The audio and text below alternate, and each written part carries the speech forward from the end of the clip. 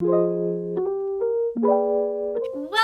to Bookstr News. I'm your host Gracie, and this is where we talk about all things bookish. First, we have an update to last week's Roald Dahl story. If you missed it, Penguin Books Publishing had edited Dahl's stories to be less offensive for modern readers, so words including fat, ugly, and crazy were removed. This decision received massive backlash from readers and authors everywhere, even from those that disagree with Dahl's problematic history. They argued that offensive content shouldn't be erased or forgotten just for the sake of keeping the stories enjoyable.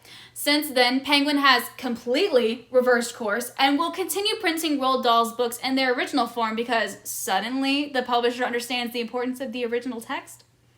The same cannot be said for all authors. Ian Fleming Publications has re-edited Fleming's James Bond series to be a little less overtly racist. Originally, the James Bond novels by Fleming included ethnic slurs and misogynistic homophobic language. The most offensive parts of said language will be removed, but other examples will actually remain in the newly edited version to, quote, keep with the period in which the books were written. Ian Fleming Publications justified this change by mentioning Fleming had approved of re-editing one of his novels while he was alive to be less racist for American audiences. Now, it's also worth noting that the Ian Fleming rewrite compared to the Roald Dahl rewrite have some differences to them. Both books have parts that haven't aged well, but it's generally agreed upon that Roald Dahl was a bad person who understood Hitler's anti-Semitism.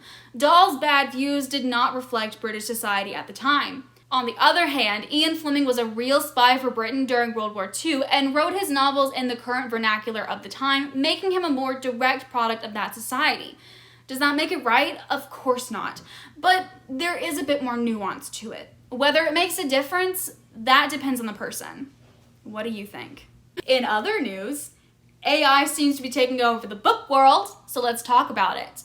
ChatGPT is an AI chat box that was released late last year and has been gaining major attention ever since. Supposedly, the bot can take prompts and create essays, answer test questions, and even compose music. And recently, ChatGPT has been co-authoring books on Amazon. As of right now, over 200 ebooks and paperbacks have ChatGPT listed as a co-author. Some are completely credited to the AI system.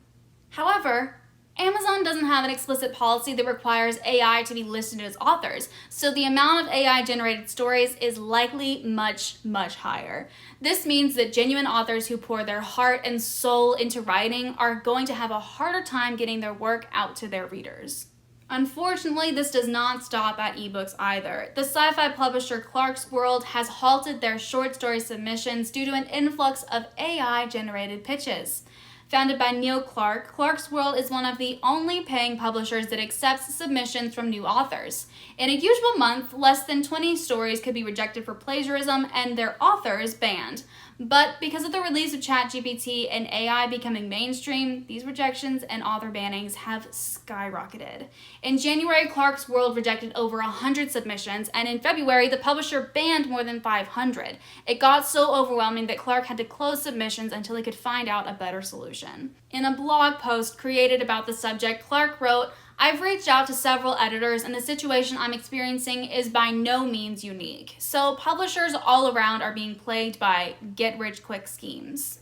These AI artists are trying their luck everywhere. Zarya of the Dawn is a graphic novel entirely generated by AI art. The novel's creator, Chris Castanova, tried to copyright the book and images with the US Copyright Office, but was only allowed to copyright the book element because the images were, quote, not the product of human authorship. In a tweet, here's how Castanova responded to this ruling. "I think that they didn't understand some of the technology, so it led to a wrong decision. It is fundamental to understand that the output of a generative AI model depends directly on the creative input of the artist and is not random." Now granted, it's true that AI art is not random, but it's hard to tell just how creative Castanova is without an example.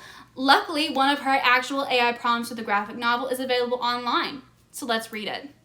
Sci-fi scene, future, empty New York. Zendaya leaving the gates of Central Park and walking toward an empty city. No people, tall trees, New York skyline, forest punk. I think you get the idea. So yeah, this is the artist input that equals an image trademark? I don't think so. And using Zendaya as the face for your AI character, that just seems morally wrong because she wasn't paid for it. Castanova's lawyers are still looking into other ways to explain the art as copyrightable, but we'll keep you updated as we get more information. Finally, Dr. Seuss's How the Grinch Stole Christmas is getting a sequel over 65 years later. How the Grinch Lost Christmas will take place a year after the events of the original story. This is the first time the Grinch narrative has been expanded upon without Dr. Seuss, who died in 1991. The sequel is being written by Alistair Heim, who previously wrote books like Hello Tree and No Tooting a Tea, as well as books authored by The Cat in the Hat. The sequel will also be illustrated by Aristides Ruiz, the illustrator who worked on other Dr. Seuss spin-offs like The Lorax and The Cat in the Hat. And with that, what do you think about today's episode? We'd love to hear your thoughts and opinions down below. As always, I'm your host, Gracie, and this is Bookstr News. If you want to hear more from us, be sure and check out our website, and we'll see you next week.